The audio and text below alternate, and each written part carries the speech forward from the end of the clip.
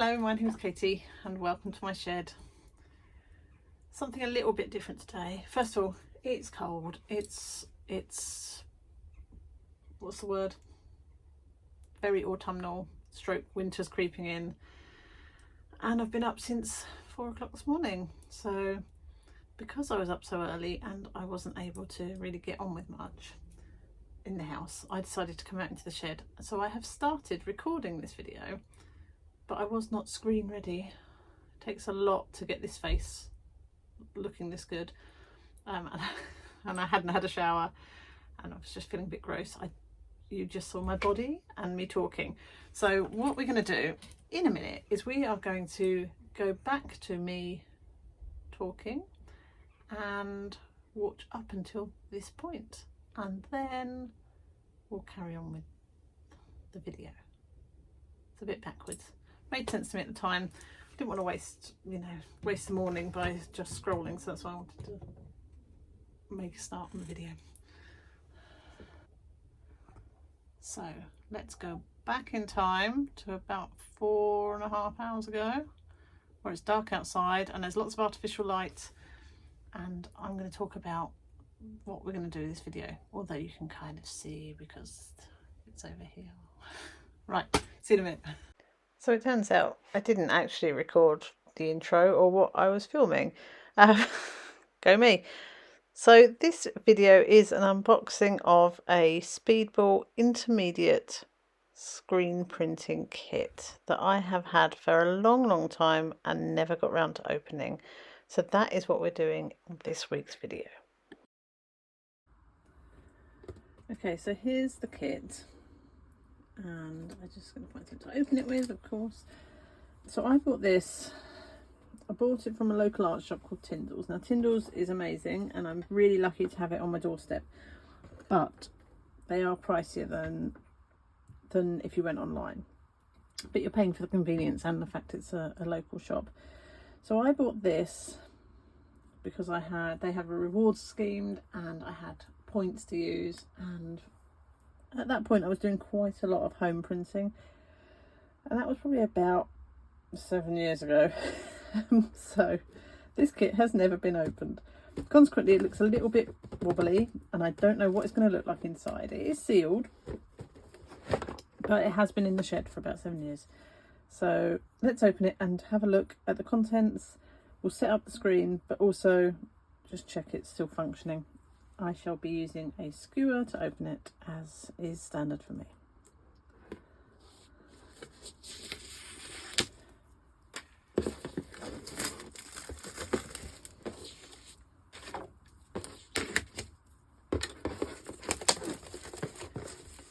And then hopefully the glare will get better. Because it's so early, I've got to put the ring light on. I don't know if some ink's leaked through there or if it's just got damp in the shed. Let's have a look. Okay, so on the box, screen printing, and it's for hand-drawn creation. It has got drawing fluid and screen filler, so you can do the photo emulsion style prints if you want to, which it says there, or you can, I mean, I won't do that, I know I won't, but if I wanted to, I could. I don't know if I've actually ordered one, if it's a fabric screen, in which case I'm probably going to be sad, because with fabric the mesh is slightly wider, and yeah, so it's just, I think it might just been a bit damp. So in there we have got a little squeegee.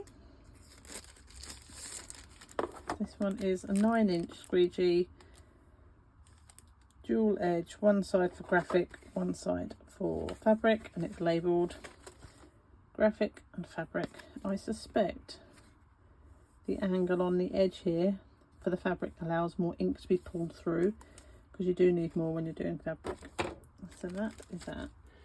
I'm really chuffed to get another one of these, because in my old screen printing kit I use this all the time. It's my favourite squeegee. It looks really cheap and nasty, but it's brilliant.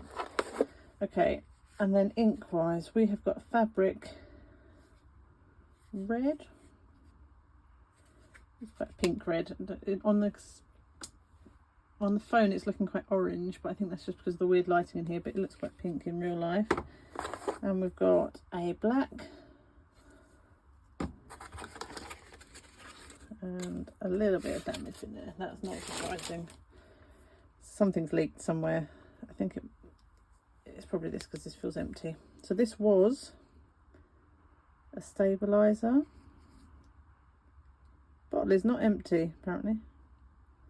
Fill bottle, half fill with cold water. Okay, fine. Feels empty and it's quite sticky. So it's what it has. And that one feels empty too. This one would have been the screen filler remover, screen cleaner. I can already tell this isn't the same kit as the one I've got, so that's annoying. Screen filler. These are all a bit crusty and I don't think I'll be using them anyway. Photo emulsion remover. Photo emulsion. And drawing fluid. Then there's a brush which probably needs to go in the bin. Look at the state of that. I'll give it a clean and see if I can bring it back to life in 2 lolly sticks. They'll be for mixing the solutions. And some instructions.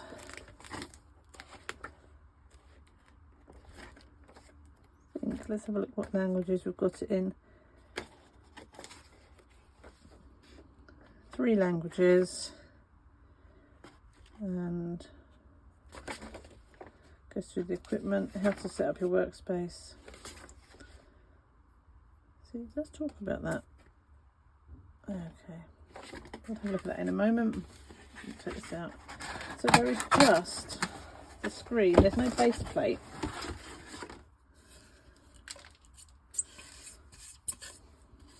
Which is a bit odd, isn't it? But the screen is nice. It's a nice fine mesh actually. It will need a good scrub. And around here there's a bit of damage from where the chemicals have leaked out. But the screen itself is okay. Don't know if that's a bit of mildew. We'll give that a clean and see. Just here. I mean, I do think the moral of this story is don't leave stuff in boxes in your shed for many years. There's nothing on the back. I'm a bit bemused as to why there is no base plate though. Because it's got the pilot holes drilled in for where you should get the brackets and pop it onto the base plate, so I'm not sure what's gone on there.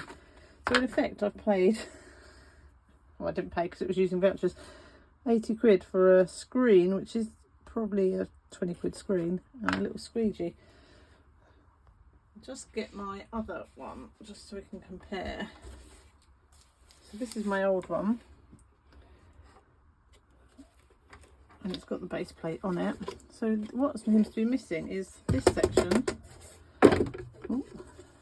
And actually the kickstand's not in it, and the hinges. That's really weird. I'm just going to check whether it was meant to come in it. I'll check on the box, but I mean, there's not really a lot I can do about it now. No, it doesn't. That is really weird. So I guess for fabric you don't really need the base plate because you would put this straight onto it, but it does feel a little bit odd for that to be missing. Right, let's have a little look at the instructions. I like the design of the book. Okay. It just tells you why screen printing is fun.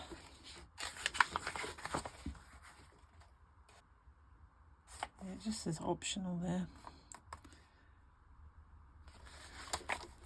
Oh, let me see. Yes, you can. Right, so this is telling you the different types of printing and what is better for what. So I tend to do cut paper stencils. Don't know why, that's just my preference. And it's I find it quite easy. You can do multiple layers in a day. You don't have to, be using lots of chemicals. Then you've got the drawing fluid and screen filler. So this is where you want to do like hand drawn type print. So you would paint straight onto the screen and then you would print around that. So it does talk about using it together to create like a painted effect. But for me, I kind of think if I'm going to paint, I'll just paint. I don't sell many, you know, multiple copies of images, so it probably isn't really an issue for me. But if I wanted to do, and then you've got the photo emulsion. So if you want to create photographic stencil of a pre-printed black and white image. I mean, I'm not going to do that. Anything with many steps is not for me. I am sure you have worked out by now I like quick and easy and responsive techniques. So this one, this little image is telling you about how to do paper cut stencils. We know how to do that. Right, this is one.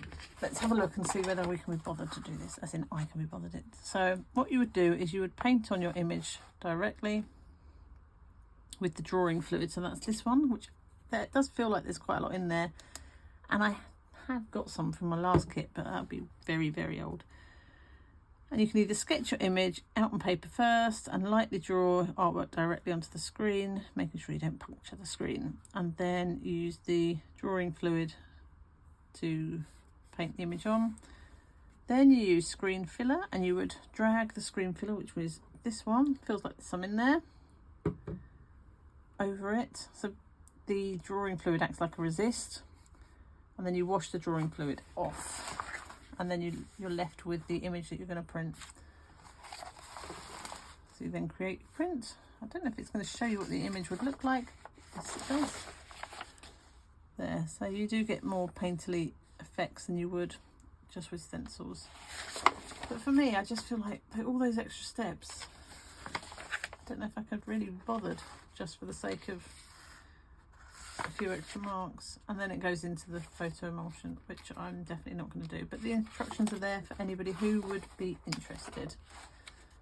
How to clean up your screen. And then a glossary of terms. I think it's just the other languages. Let's just check here. Okay, yeah. So that is the book. So what I'll be doing is transferring this screen onto my base plate, because I know I'm going to need that. I won't be printing without it. It is a bit of a shame because my base plate is a bit disgusting. And I was quite looking forward to getting a new one. I mean, I could. It wouldn't be the end of the, you know, it wouldn't be impossible to do a new one, but I'm not going to. So take off the old screen. It's held together with hinges. If you can see, let's move you a little bit closer to here. So these hinges are on there, but you've got the pins in, so you can take the screen off easily and take this bit in to wash and clean. Doesn't look like I've ever done that, but I promise you I have. And this is my base plate that's left. So it is disgusting. It's such a shame I didn't get a new one. I might try and clean it up a little bit just to make me feel like I've made an effort, maybe. These bits of tape that were here are all things that I've used for previous registration. So when you're printing, if you're printing more than one image, you want to make sure that you put your paper down in the same place every time so that the image is repeated accurately. So you do need things to mark out your registration. So these bits of tape here are what I would have used for that. So get a piece. My hands are so disgusting. Let me find a piece of paper. I've got this piece of paper, excuse the drawing on it. But I would know that every time I put my paper down, I push it down into this bottom corner here, and the paper's in the same place. Now, it doesn't work really very well on big pieces of paper because you need registration all the way around, because you can see here it could move and your registration could be significantly out. So I do tend to use, for bigger bits of paper, I have multiple pieces of tape. So I would put bit tape here, probably a piece on this back side wall here, side edge here, so that I know that my registration is the same all the way around. But I'm going to get rid of these. They don't really stick very well anymore, and I can make some more myself. All it is layered bits of masking tape that I've stuck together to create a lip. At the bottom, oh, you can't see, let me lift you up a little bit. At the bottom here, I've got a lolly stick. This is probably the lolly stick that came with the original kit, actually. I've got a lolly stick here and up here. And they're there to stop the screen, stop this bit touching flush to the wood. Because you want a little bit of a gap between the screen and your paper. Otherwise, when you pull the ink through, it's just going to go meh and mush out. You want something called to create a gap, so that as you're pulling, it's only where the ink comes through, only where the squeegee is. So as you're pulling, the ink comes through and that lifts up, so you don't get like a messy print. I don't think I'm explaining that very well, and I don't know how to do that on camera. I will try when we're recording a print to do it from the side so you can see. But yes, we've got these on here to help with that, and the same at the front here. These bits I'm not sure what they're doing because they're too flat, so we'll get rid of those. And what I might do is see if I can give this bed a little bit of a clean. It is porous wood though, so I might have to be careful with that.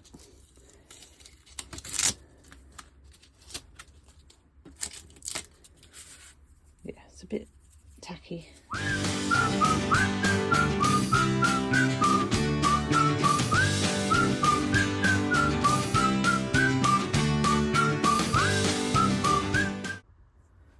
I mean, that did nothing at all. So I'm going to dry it out. I'm going to pop the heater on and not talk to you for a little bit and get this dried out. Okay, so this is dry. It's not any cleaner, but it's a little bit less sticky. And in my head, I know I've tried, which is the most important bit, I'm sure. So what we want to do now, make you a little bit taller, is get these hinges on. So I'm going to have to take them off of the old one, pop them on the new one, and we'll get it aligned up as best we can.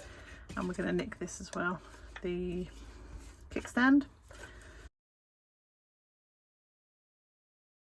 Just had a little idea. I'm about to head out to meet my family for a coffee, and I think I'm going to take this with me and see if I can get the same size so that we can use both screens, because although this one is scabby, it does still work, so it seems a shame to not have it as a functioning screen for that bed.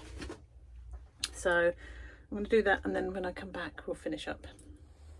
Okay, I couldn't find the same hinge, so I'm just going to use this one, and then if I find another one another day, then we can make the other one work. So I'm just popping, that's what I'm doing, can you? Let me make it big. Excuse the mess. So popping the pins in the brackets so that I can line them up properly and line up the holes. And this is very basic.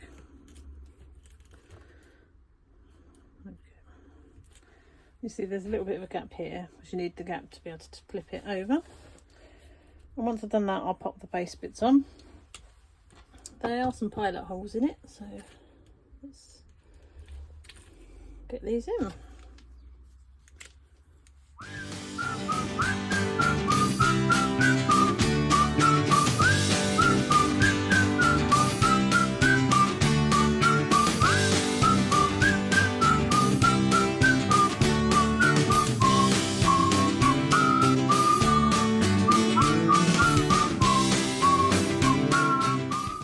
The lolly sticks in. Can you see how now it bounces a little bit?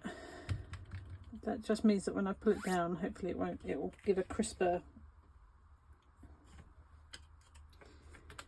print. It's in the wrong place again. Right, let's get those taped in into place.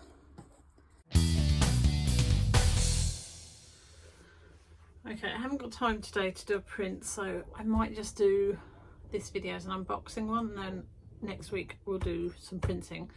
I want to print some Christmas cards, that's my plan.